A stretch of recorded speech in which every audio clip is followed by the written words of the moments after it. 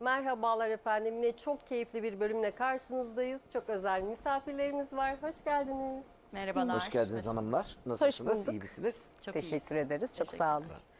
Evimizin kızıyla başlayayım istiyorum izninizle. Tabii ki. Kuruluştan taze taze. Evet. Evet Merveciğim, set yeni bitti herhalde diye düşünüyorum, değil mi? Evet, çok taze bitti. Harika. Nasıl geçti bir sezon? Açıkçası çok keyifli geçti. Tabii ki bir tık zorlu geçti. Çünkü Kuruluş Osman, yani Kuruluş serisinin o kült zorluğu illaki hissettiriyor kendini. At, kostümler, ortam, toz, toprak, gerçekten hakikaten dönemin içindeymişçesine zaten o dünyayı yansıtmaya çalışıyoruz. Çok keyifli geçti. Tabii ki zorlukları oldu ama hepsi bize birer tecrübe oldu. Dönem Çok dizisi tatlı. iyi miymiş, güzel miymiş? O kılıçlar, kıyafetler ne hissettirdi sana? Açıkçası her zaman çok istiyordum. Çünkü ben ergenlik dönemimde tam bir Muhteşem Yüzyıl bağımlısıydım ve fatihiydim açıkçası. Herkes gibi aslında. Çünkü neredeyse her ev bir şekilde Muhteşem Yüzyıl'ı izliyordu, seviyordu da. Ve bu tarz dönem işinde olmayı çok gönülden istediğimi düşünüyorum ve dördüncü projemde Kuruluş Orhan oldu. Çok iyi güzel. oldu. Ve Dafne'yi inanılmaz seviyorum. Yani iyi ki de Dafne olmuş. Oo, ne güzel. şekilde. Prenses olmak nasılmış? Prenses olmak, açıkçası Daphne'de prensesliği çok yaşayamadım. Asporça tam bir prensesti hakikaten. Ama Daphne gerçekten ortalıklarda böyle ufak ufak gezen bir şey gibiydi, hamster gibiydi. Küçük ama tehlikeli, tatlı bir şeydi benim için. Prensesliği bir tık daha geri planda yaşayabildim bu yüzden. Bu kadar güzel kız tehlikeli olur mu? Oluyormuş. Aynen, evet. Nasıl bir deneyim oldu senin için? Çok şey öğrendim kesinlikle. Yani sadece şey konusunda çok şanslı olduğumu düşünüyorum. İyi ki binicilik eğitimim vardı. Çünkü bana bir gün öncesinde gelmişti Daphne ve bir gün sonra, 2 gün sonrasında kendimi sette bulmuştum.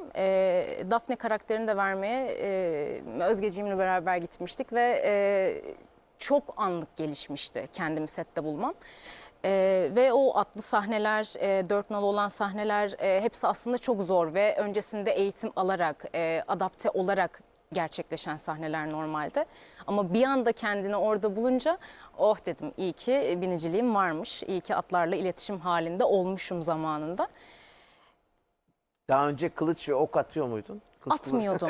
Şaka yapıyorum. Açıkçası atmıyordum ya. Orada sadece bir günlük eğitimim, çok kısa bir serüven oldu. Eğitim serüvenim. Zaten genelde hep kafamdan bir şeyler gönderiyordum bir yerlere.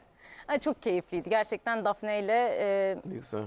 inanılmaz eğlendim. Çok güzel ağlıyordun dizide. Çok güzel, Motivasyon- ağlamak evet, nasıl olur ya? Öyle güzel ağlıyor. O kadar içten ağlıyor ki. Ya, Motivasyonun neydi? motivasyon, yani şöyle karakter olarak, yani Daphne karakterini yaratırken kendimden gerçekten bir şey kopardım artık. Yani hani Daphne'nin çünkü gülüşünü bile, duruşunu, ritmini,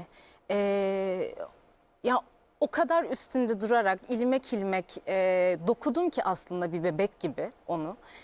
Çok sevdiğim bir karakter oldu çünkü.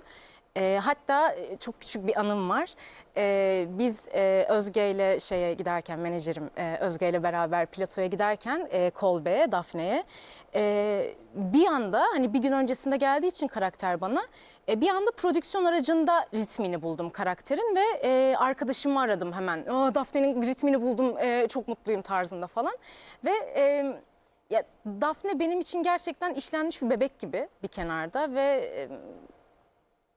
Daphne'nin acısını yaşamak, Daphne'yi giymek, Daphne'ye kendi bedenimi vermek bana kendimi çok iyi hissettiren bir şeydi. Beni çok deşarj eden bir şeydi. İyi ki Daphne yani. Ay, çok Ne güzel. güzel anlattın, harikasın. Merve, Ağzınıza senin sağlık. oyunculuk yolculuğun tesadüfen başlamış. Tesadüfen başladı. Hemşirelik yapıyormuşsun galiba. Evet, ben normalde hemşireyim.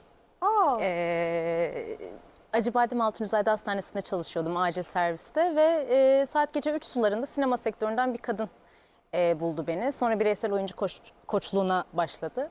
Sonra zaten hemen yolum Özge ile Gökçe Doruk Erten'le kesişti ve sonra aktı gitti. Allah Allah. Çok da güzel oldu. Kim o hanımefendi? Bildiğimiz ünlü birisi herhalde. Yok o normal oyuncu koçu. Oyuncu koçluğu yapan koçu, biri. yapımcı da Evet. ben yapımcı firma sahibi falan Yok anladım. oyuncu Ha. koçluğu yapan biri. Acile geldiğinde mi seni keşfetti? Evet. Gece 3'te olduğuna Hı hı, göre. Aynen. Gece 3'te nasıl bir oyun sergiledin acilde? Hiçbir oyun Ve sergilemedim senden aslında. etkilendin. Şöyle kendi ablasını tansiyon yüksekliğiyle getiriyor bizim acil servise ve o esnada benim olduğum kırmızı alanın bankosunun oradan geçerken çakmağa ihtiyacı oluyor. Benim de üzerimde çakmak yoktu. Sağ taraftaki bankoya yönlendirmiştim. Üzerimde yok diyor diyerek ve suratımı gördüğünde sen neden oyuncu olmuyorsun diyerek yaklaşmıştı. Dedim ki yani hiçbir eğitimim yok, hiçbir yere bir şeyim de yok. Yani herhangi bir ajansa bir başvuru durumum da olmadı bu zamana kadar. Çocukken annem babam da yazdırmamış. Yazdırmamış. Öyle küçük bir yerde büyüdüm zaten. Orada yetiştim. Sonra hemşireliğe zaten devam etmiştim. Ama tabii ki hani böyle bir sektöre girmek için de kesinlikle eğitimin şart olduğu taraftayım. O yüzden de hiç cesaretim olmamıştı açıkçası. Böyle bir şans doğdu. Onunla eğitim gördüm. Hiç aklında Sonra yok eğitimim muydu? bitti. Yani tabii ki insan istiyor. Kamera önünde olmak, sevilmek, sayılmak ya da benim isteğim başarılı olmak. Ben de başarılı olmak için çok çalıştım. Zaten bu konuda açıkçası yani oyunculuk konusunda evet yeniyim, 4. projemi çok daha yeni taze yaptım ama kesinlikle oyuncuda bittiğini düşünüyorum bu işin. Çünkü o içindeki o ışığı doğuramadıktan sonra aslında ne kadar uğraşırsan uğraş olmayabiliyor bazen. Bazen olabiliyor, bazen şans eseri olabiliyor. Ama kesinlikle bunun çalışmayla ve istekle doğru orantılı olduğunu düşünüyorum. Küçük yer dediğin neresi? Çanakkale. Ha, tamam, çok da Çanakkale. küçük değil. Çan ilçesinde büyüdüm. Çanesi. Harika. Aynen. Çok da iyi biliyorum. Güzel, Aynen. harika. Yemyeşilini güzel. Evet. Doğanın içinden Müthiş. İstanbul'da yaşamak nasıl bir duygu şimdi? İstanbul'da yaşamak başta beni korkutmuştu, yalan değil, üniversiteye geldiğim zamanlarda. Ama hala da açıkçası o küçücük hayatla yaşayıp gidiyorum İstanbul'da da. Yani çok safe, çok güvenli, çok tatlı bir hayatım Ne var güzel. hala. İyi. Onu böyle çok açmadan, böyle çok İstanbul'a dahil olmadan tatlı öyle gidiyor. Herkes ilk acil durumda seni mi arıyor? Arıyordu. Ay yani artık aranmadığım için çok mutluyum bu arada. Ailem dışında tabii ki onlara telefon zaten istedikleri her an. Ama sürekli aranıp bir şeylerin sorulması gerçekten aslında kişinin de hayat kalitesini etkileyen bir şey bu arada. Hasta yani. olur insan ya. Tabii. Yani ben artık hastalık hastası olacak noktaya gelmiştim aranmaktan. O yüzden iyi Peki böyle. sette ne oldu? İlk müdahaleleri sen mi yapıyordun? Yok yapmıyorum. O konuda sadece oyuncu profilimle devam ediyorum.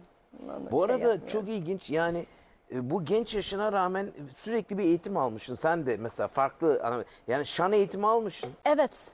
Şarkıcı olmak için mi? Yok. Oyunculuk için. Oyunculuk için Evet. aldın. Ses için yani duyguları hangi ses noktalarında en azından ufak da olsa bir bilgim olması adına Süper. yani güzel olur Peki diye tüplü dalı düşünmüştüm. silah kullanımı, tırmanış Evet. onlar da mı oyunculuk için? Onlar oyunculuk için değildi aslında. Benim Silah. tamamen maceracı bir şeylerim. Yani sürekli bir macera arayan, "Ha, onu mu deneyeyim? Okey onu deneyeyim. İşte aklıma kano gelir. Okey kano yapayım. Onu gelir aklıma. Tırmanış yapayım. Tüplü dalışı bir tık daha ilerletmiştim. 2 yıldıza kadar. Zaten sonra olup da Evet. tüplü dalış yapmayan yoktur herhalde Çanakkale'de. Evet aynen öyle. Öyle yapabildikçe yapabildiğim zamanlarda falan yapmaya çalışıyoruz. Bu arada Merveciğim arkadaşsız geçen bir dönemin olmuş. Ay evet. Zorbalık var mı? Zorbalık yoktu. Tamamen kendi hür irademle. Burada biraz önce safe hayat dedin ya öyle Evet. bir durum mu? Yani şöyle aslında ben hayatında çok zor birini kabul eden biriyim. Yani zor güvenen biriyim. Ama hiçbir şey yaşamadan bu gerçekleşti aslında. Hani karakterim direkt bu şekilde evrildi. Özel hayatında biri olmadan da dostluk arkadaşlık olarak da mı öyle? Her konuda. Yani hayatımda mesela çok sayılı dostum vardır. Hatta 2-3 tane diyebilirim. Ve bunlar böyle zamanla bazı şeyleri aşarak, birbirimizi hakikaten tanıyarak gerçekleşen bir şey. Ve bazen bazılarıyla otursam da Bazen bazılarıyla işte ne kadar uğraşılsa da ya da istense de gerçekten o sinerjiyi yakalayamıyorum. Bu sadece benlik bir şey de değil. Tabii ki ben de bazı kişilere göre dost kategorisine girmeye olabilirim. Ama zaten istemiyorum da. Yani özel hayatıma açıkçası çok insan dahil etmek bana kendimi iyi hissettirmiyor. Tabii ki herkesle oturabilirim, çayımı kahvemi içebilirim, muhabbetimi edebilirim ama özel hayat benim için bir tık daha şey kalıyor. O safe dediğim kısma çok az kişi dahil.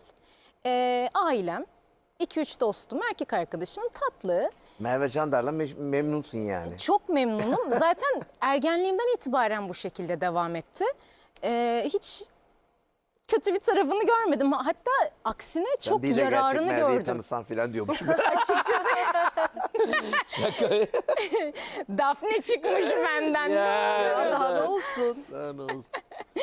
Evet. Çok güzel anlattın. Yani Dafne ile harika. Merve'nin alakası, Alakası yok. yok. Yani Biraz önce anlatırken yani insanın kendisiyle de mutlu, kendisiyle de huzurlu olması gayet normal bir şey ve Ben bunu- çok da güzel. evet, çok seviyorum. Yani mesela ben kendimle 2-3 saat yalnız kaldığımda hiç sıkılmıyorum.